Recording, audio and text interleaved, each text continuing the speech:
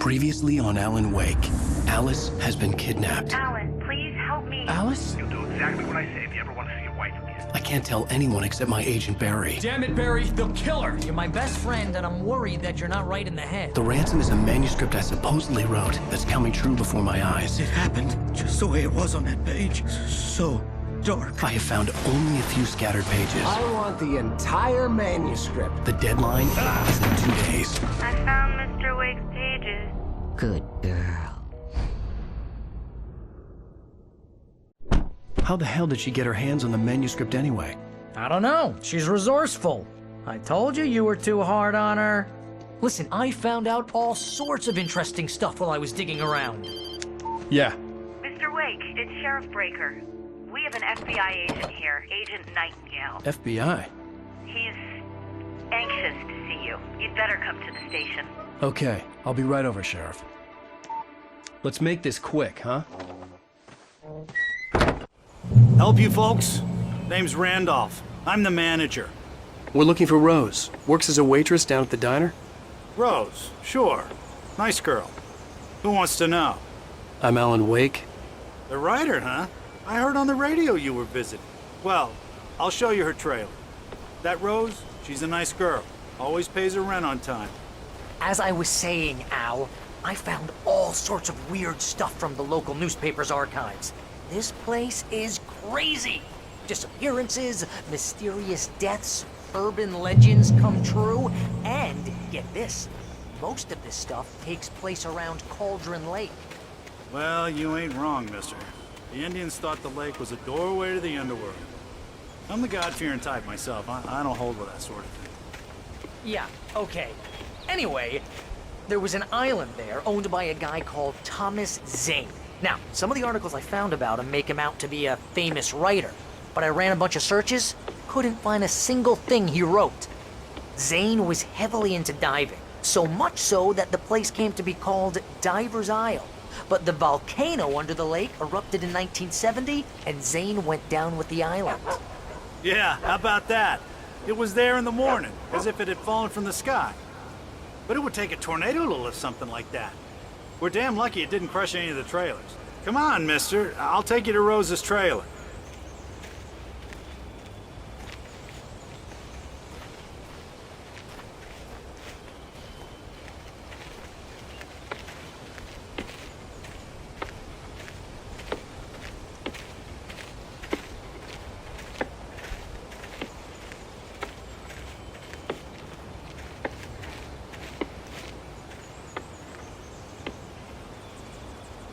It gets better. A local girl, Barbara Jagger, drowned in Cauldron Lake just a week earlier. They were lovers. Sure, Jagger's a local spook story. The Scratching Hag comes for you in the dark. Childish stuff like that. Anyway, Al, I'm just getting to the best part. All of the articles about this stuff were written by Cynthia Weaver. I asked around, and she's that crazy bag lady you met. What, the lamp lady? She can be a little loopy, but she's not homeless or anything. Yeah, anyway, she knew both Jagger and Zane before they both died, and she had some kind of a breakdown.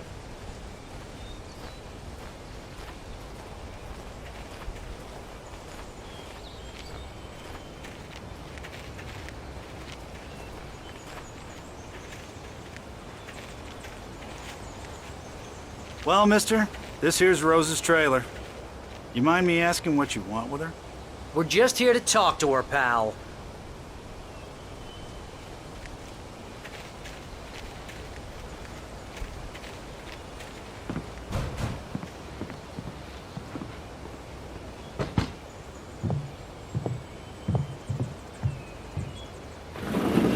Welcome to... Oh dear, Mr. Wake. I'm so glad you're here. Rose, you have my manuscript? Oh. Oh yes. Yes. Please, come in. Hey, this is really good. Rose, Yes, my manuscript. I really need it. I understand. I know what you need. A muse to inspire you. Oh, for Barry, She doesn't have anything. Yeah, hey, Al? Al, what's... Oh... Barry! What? What?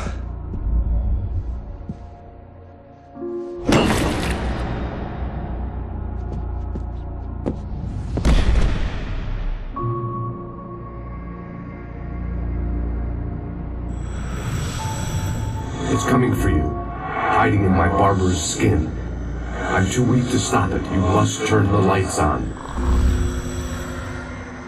I promised I'd come visit you and your lovely wife. You must finish what you started. I insist. You must turn the lights on. Turn the light on. Back to work, boy.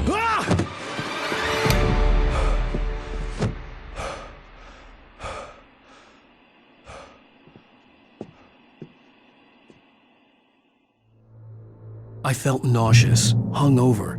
Only anger kept me going.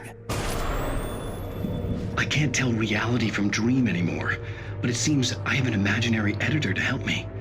She's an old woman in a funeral dress. I call her Barbara Jagger. She's very strict. I'm writing faster and faster. My manuscript is being heavily revised. The edits are getting very aggressive, and each day there's less of me and more of her. I hate it, but I know she's right. She promises me I can save Alice this way. She knows more of this than I do. About the complex incantation I'm attempting. About this place. She's worked with another writer under similar circumstances, Thomas Zane. The genre of the story seems to be shifting. It's turning into a horror story. I'm getting close. I can feel it.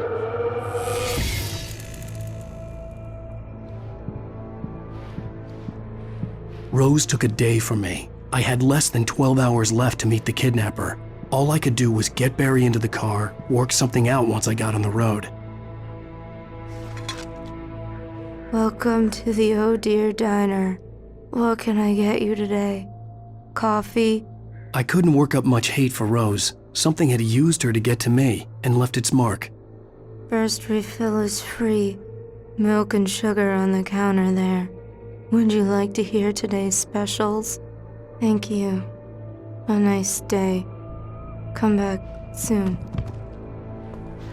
Barry was out of it. He was way too heavy to carry. You're right. I deserve more money. I'm so handsome.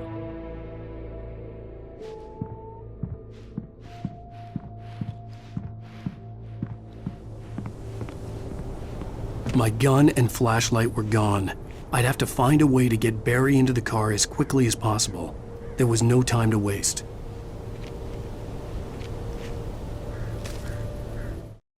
Mr. Randolph liked Rose. That little smile she had.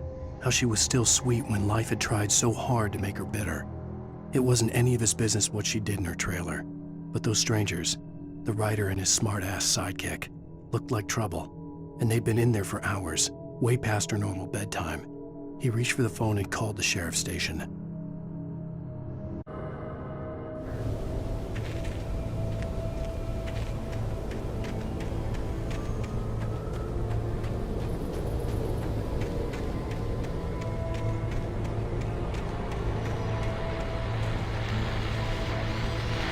I just stepped outside to catch a breath of fresh air. Let me tell you, the weather's getting heavy. Nights like this make me especially glad I'm here talking to you and not home in bed. Once the weather takes a turn like this, I can't sleep at all. It's all tangled bed sheets and dark thoughts, punctuated by the occasional plunge into nightmare. Is it just me? Well, perhaps it is. But I hope I can make the night a little bit easier to get through. Caller, you're on KBF FM. Hey, Pat, it's Walt Snyder. What's on your mind, Walt? Well, I ain't the way you are, but, I can't sleep either, you know? I just been staring out the window here, trying to make sense of it all, but, I ain't been drinking either, you know, I just... Well, you sound like a man with a problem, Walt. Yeah, I had a argument with Danny. You know Danny, and, then I got in trouble with the law, and, I'm just, well... I heard something like that, Walt. Yeah, well, Danny's my best friend, and, they let me, bail today, and now I'm just alone here at the window, waiting. Man, and there's something in the air tonight, man. I was just outside looking up at the sky above our broadcast tower thinking the same thing. What are you waiting for, Walt? I don't know. Something's gonna happen. I think I better go. Well, Walt, maybe... No, thanks, Pat. Well, good luck to you, Walt. Hang in there. Let's take a little break, folks. This weather's really something else, huh? How can I be sure you will walk away? Why do love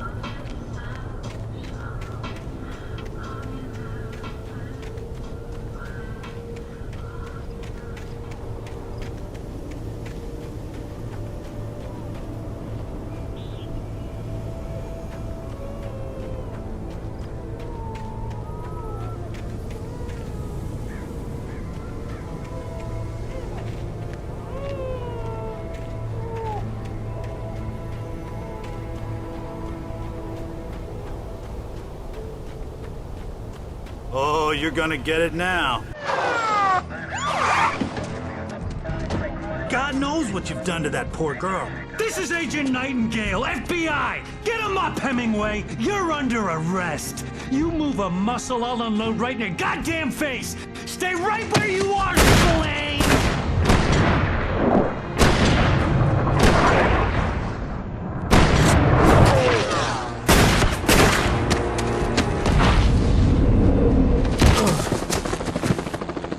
What are?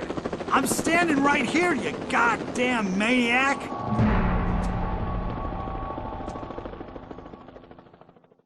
I hated to leave Barry behind, but there was no way I'd miss my appointment with the kidnapper. Give it up, Mr. Wake. Come on.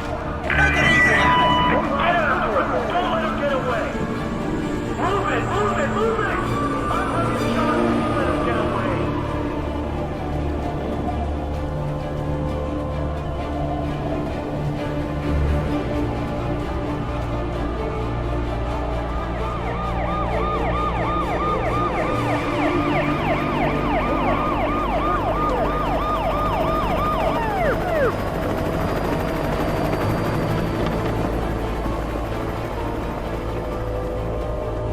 Stop running! There he goes! Okay, men, keep your eyes peeled. He's gonna try to make it through here. Oh, damn. Over here!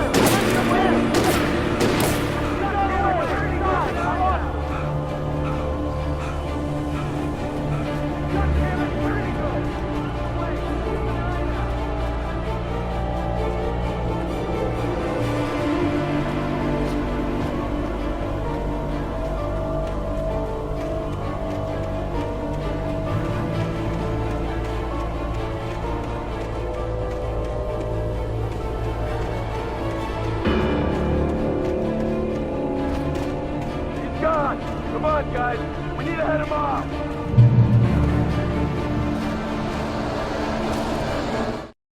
For decades, the darkness that wore Barbara Jagger's skin slept fitfully in the dark place that was its home and prison. It was hungry and in pain. It dreamed of its nights of glory when the poet's writing had called it from the depths and given it a brief, terrible taste of power and freedom. The rock stars had stirred it from the deep sleep the poet had sunk it back to in the end. When it sensed the writer on the ferry, it opened its eyes.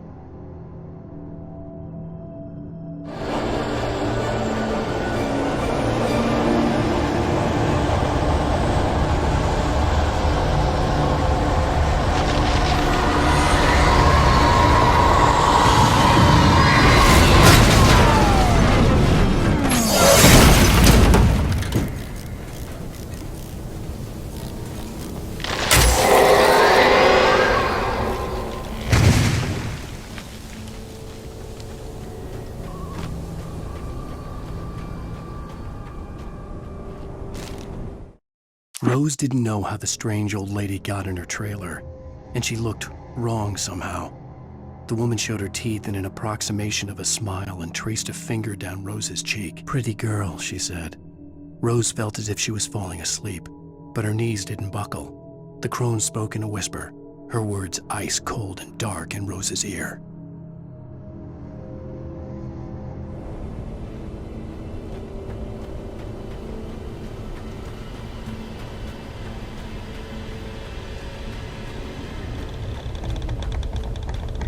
Come in, Agent Nightingale. This is Sheriff Breaker. Over. Nightingale, over. What on earth is going on? My deputies tell me you fired at Wake and he didn't have a gun. You almost hit a civilian instead. Over. Sheriff, Wake's running. I'm giving chase. I don't have time for this. Well, make the time. You can't just go shooting at people in my town. Over. I'm a federal agent pursuing a fugitive. You want to discuss my method, Sheriff? Make an appointment. Over. You stay right where you are, Agent Nightingale. I'm on my way. Out.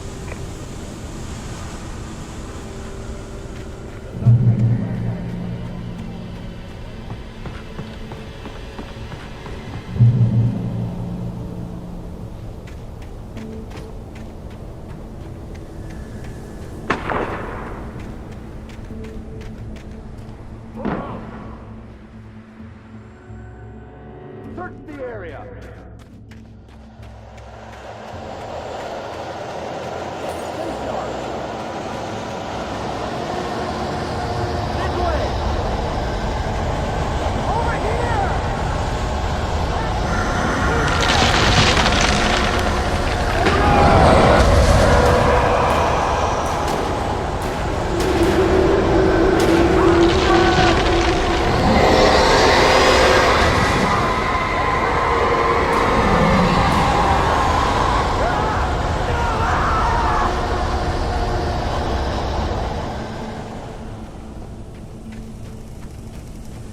This horror was everywhere I went, circling me. The cops didn't stand a chance. They were after a writer, not a monster.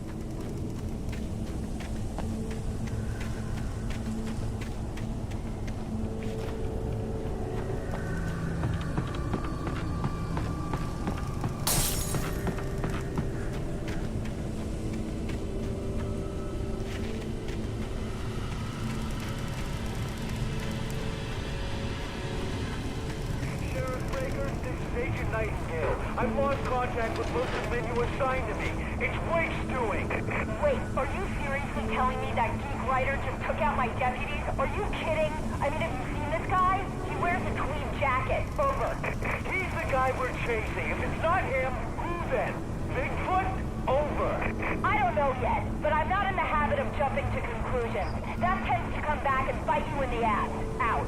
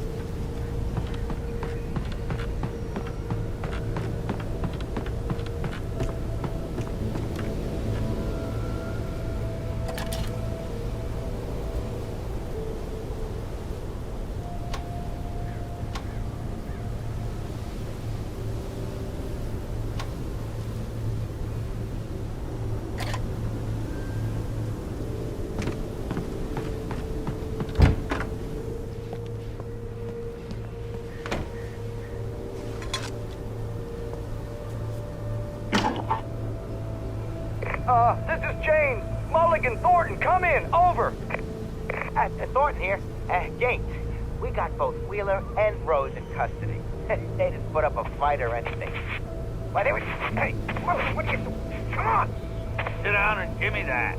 Jane, Mulligan here. Over. Go ahead, Mulligan. Over. We got Wheeler and Rose here. Wheeler's drunk or hopped up on something. Speaking of which, that Fed had a pretty distinctive whiff of Otis Scotch about him, if you know what I mean. Over. I don't have anything on that, Deputy Mulligan. Over. Well, whatever. Anyway, Rose is just being plain weird here. You better get Doc in to take a look at both. Over. Gotcha. You better get them here quickly. The, Fed's gonna want to interview Wheeler. Over. Oh, yeah, I'll bet he does. Looks like they have a lot in common. Mulligan out.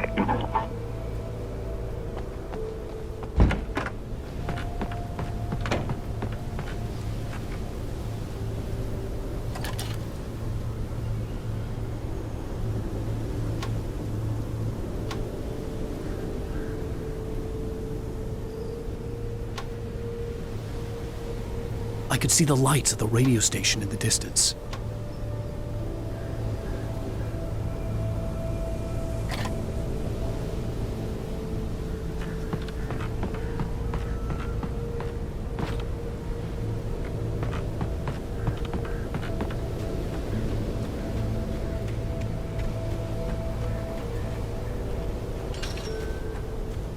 I imagined that the broadcast tower in the distance was part of the local radio station. Maine seemed like a decent guy. Perhaps he could give me directions to the coal mine.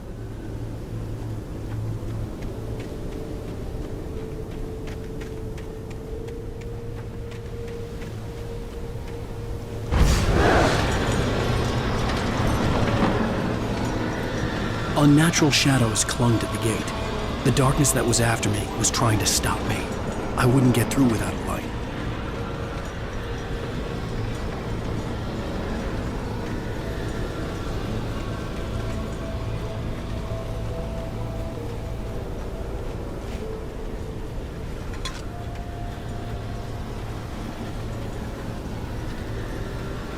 There was no power to the searchlight.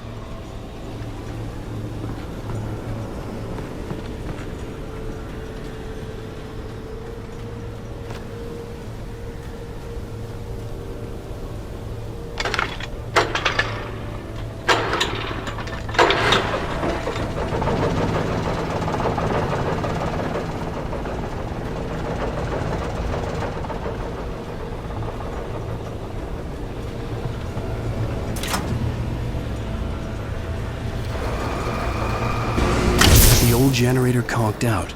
I'd have to see if I could fix it and try again.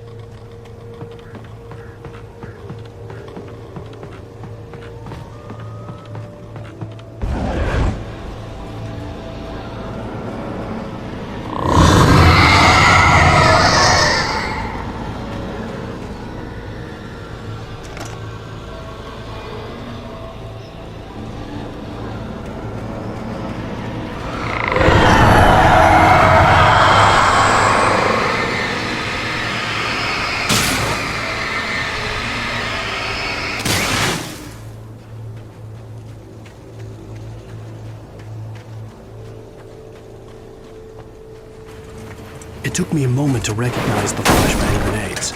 They were an ideal weapon for my situation. Team 1, come in.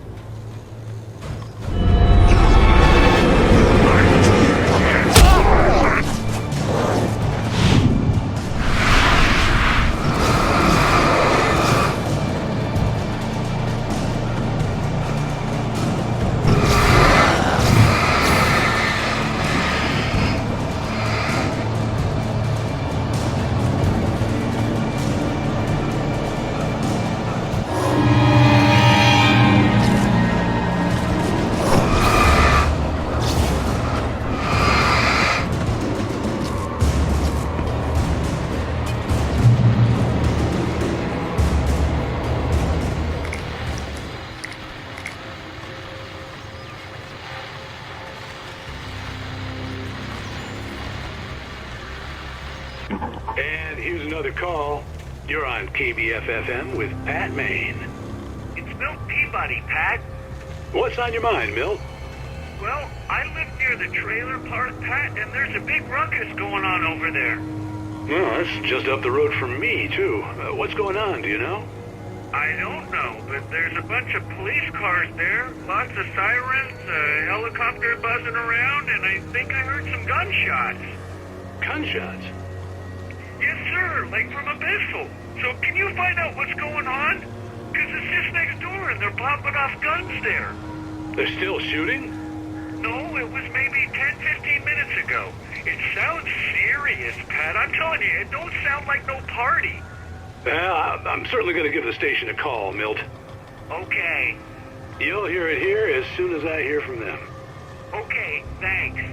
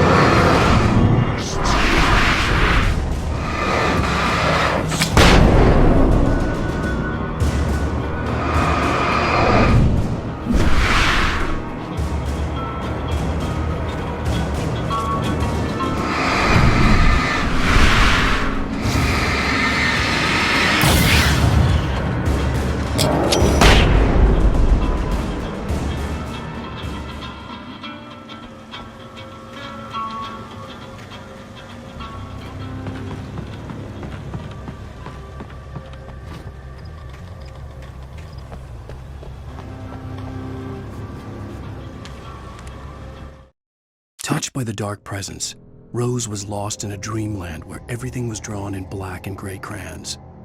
The old lady had promised her that all her wishes would come true. She would be Alan Wake's muse. She was smiling so hard it hurt her face. She crushed a bottle full of sleeping pills into the coffee. Deep down inside, she was screaming in terror.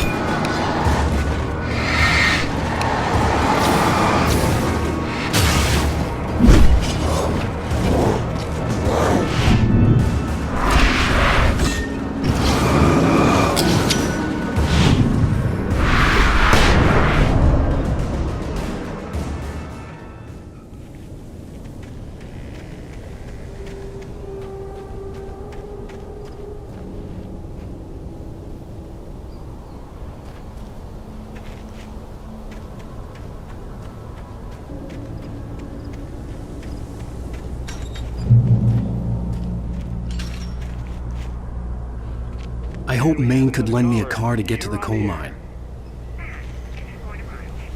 Why, hello, Lorna. What do you have for us? Well, I just don't see why the cops found him in the trailer park. What do you mean? It's a trailer park. Of course, we have to place like that. I mean, what do you expect? The sheriff will be responsible for the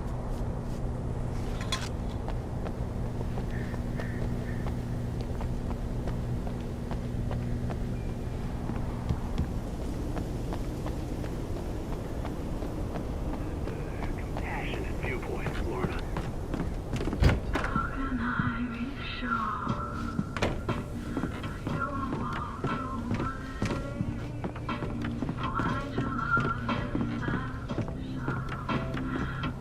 Oh, here's a little surprise. The famous writer Alan Wake just walked in. Folks, I'm going to see if I can talk him into an interview. Come on in, Mr. Wake.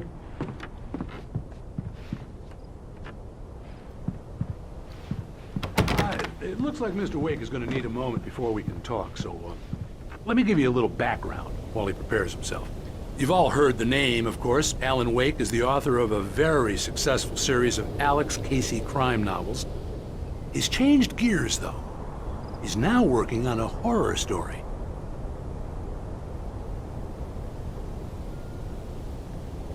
Now, you probably know that I'm so glad you could find the time to do this, Mr. Wake. Nowhere to run now, Dan Brown. You back away from me. Don't hurt it. Whoa. Everyone calm down. Put the gun down. We're all friends here, right? Cool your jets, Nightingale. We got him. Judas Priest! What the hell's the matter with you? There's a civilian in there.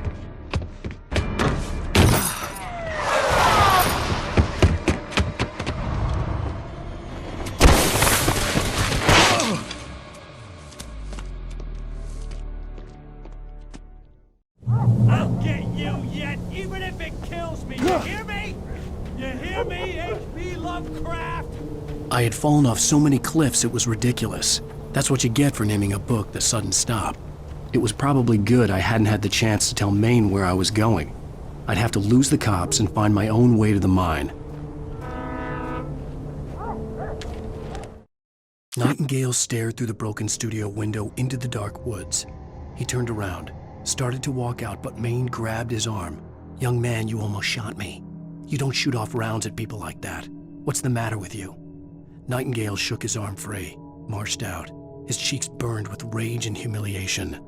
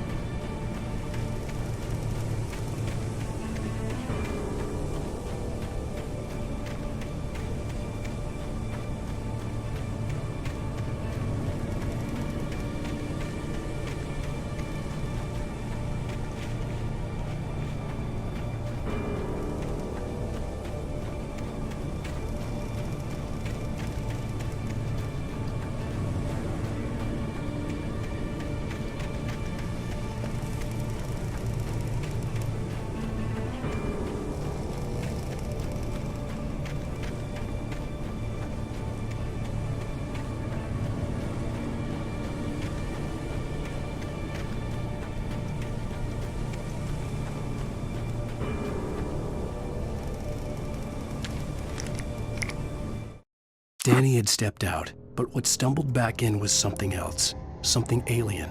A monster. Walter tried to kill it, first with his fists, then a chair. It wouldn't die. Instead, it kept coming, unaffected by the beating it had taken. After Walter managed to kick it down the cellar stairs, fear took over. He ran, got behind the wheel, gunned the engine. The booze wouldn't make him forget, but he knew he had to try.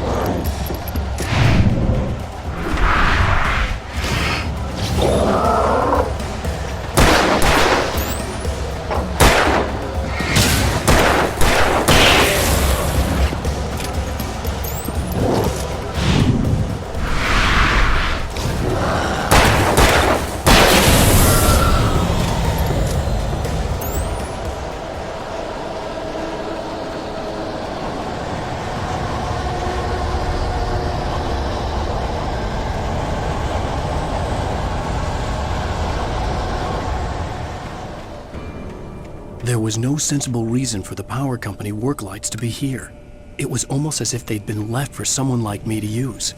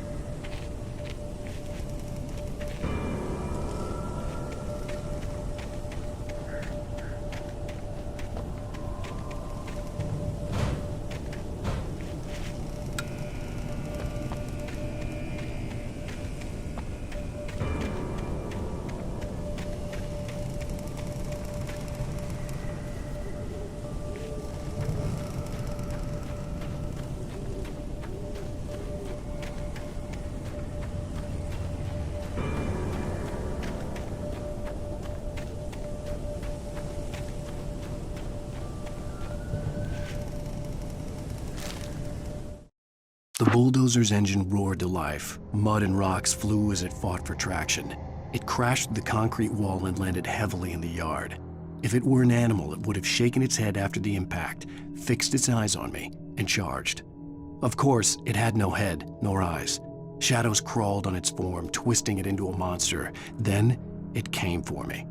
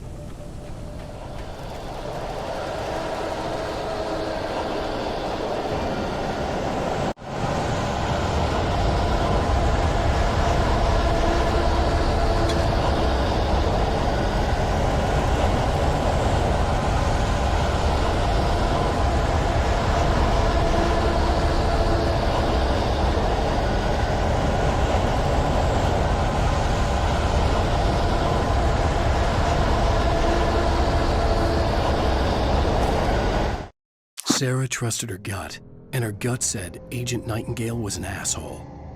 He felt wrong, and it wasn't just the smell of stale booze. It was in the way he flashed his badge, pulled rank, the look in his eyes when he wanted answers. Where was Alan Wake? What was this about an accident? Where was his wife? And most importantly, why did she let Wake go?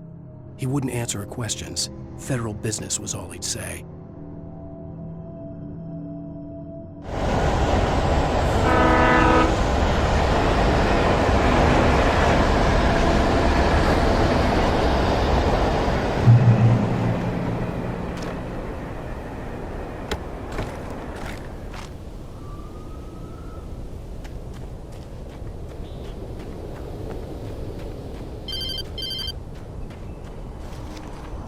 Hello? The most stubborn man I've ever met. Alice? Alice? Alan. I'm so afraid. It keeps me in the dark. Please help me. I look at you, Alan, and it's not you. Something else. Looking out from behind your eyes.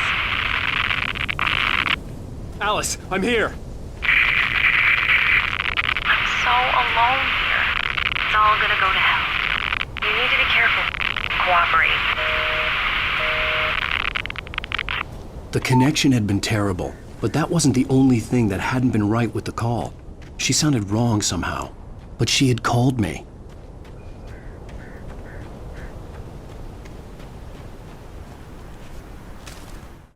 The pipe wrenched itself loose from the bridge's steel framework. Wrapped in darkness, it floated in midair, twitching. For a moment, I didn't understand what I was looking at. The heavy object lurched at me with impossible force. I threw myself out of the way, but just barely. When I turned my flashlight on it, it shook in a dark rage before it flew at me again.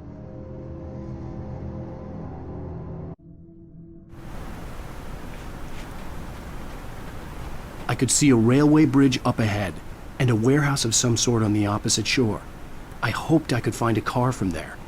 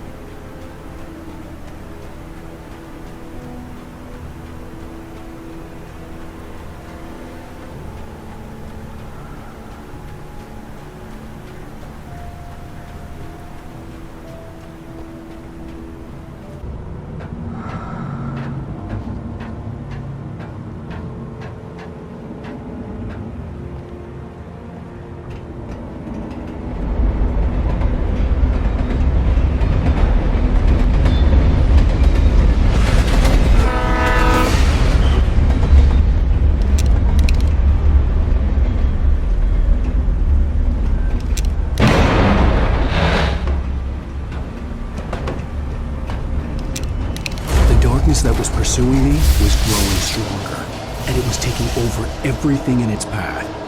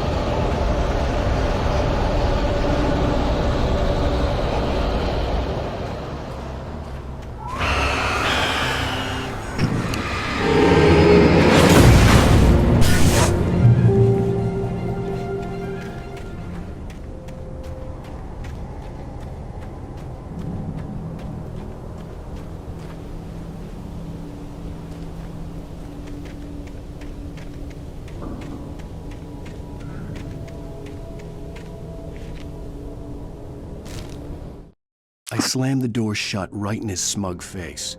He pleaded for me to open the door. True to form, the asshole actually thought I would obey. I had no sympathy left, no guilt either, not for him. I took a moment to savor the scream. I bet I had a smile on my face. It was all that I had time for. The dark presence was inside the lodge with me.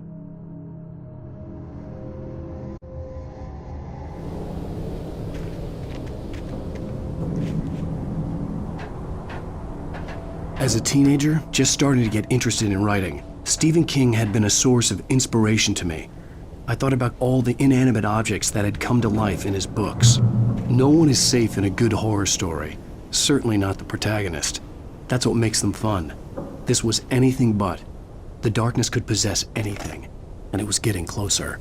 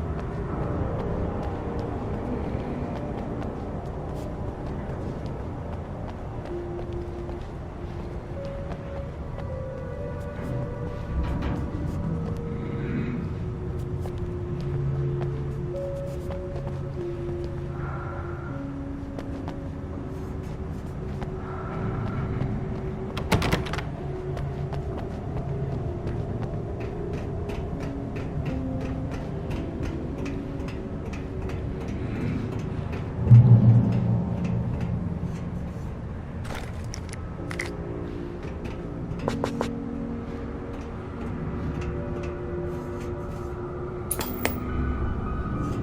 take the facts of our existence for granted, unaware that they are merely a thin veneer of desperate self-delusion, covering a vast cosmos of madness and horror. All too often, the stars are right.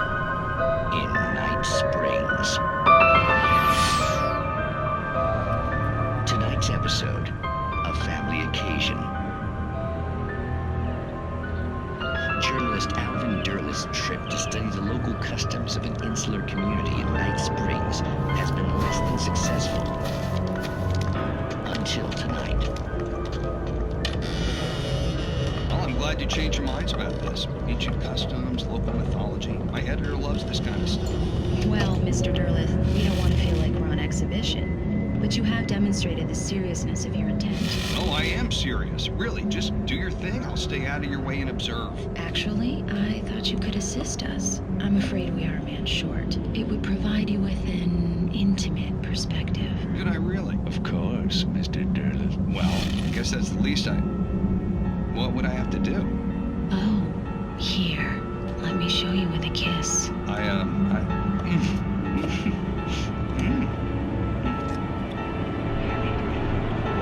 did you...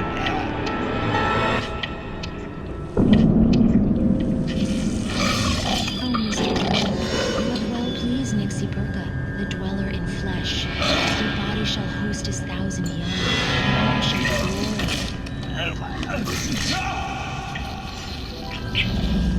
And shh, darling, be calm. Shh. Alvin Durlith learned a harsh lesson. If you go looking for mythology, it may come looking for you.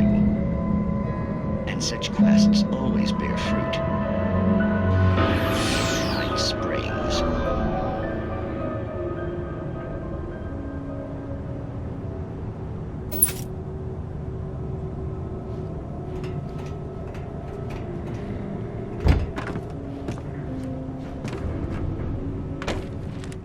The darkness surged towards me, sucking everything loose from the ground into its depths, tugging at my clothes. I saw the flare the kidnapper had dropped and threw myself towards it just as I felt my feet leave the ground. The darkness embraced me with the force of a tornado. Somehow I managed to light the flare. The darkness roared and cast me away. I fell toward the dark waters of the lake far below.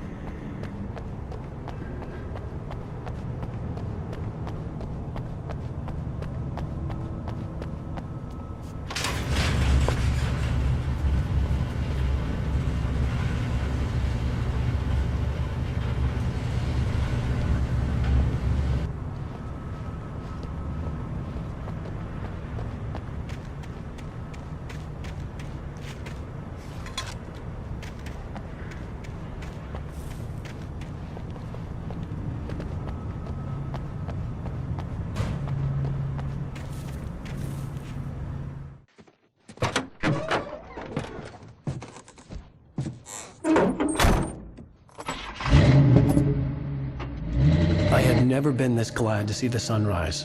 I had a couple of hours to get to the coal mine.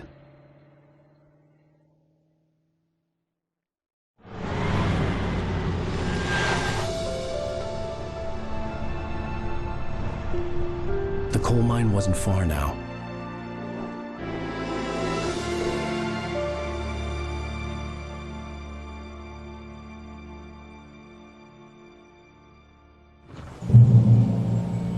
Today, I would meet the kidnapper, and he would give me Alice. I wouldn't give him any other choice.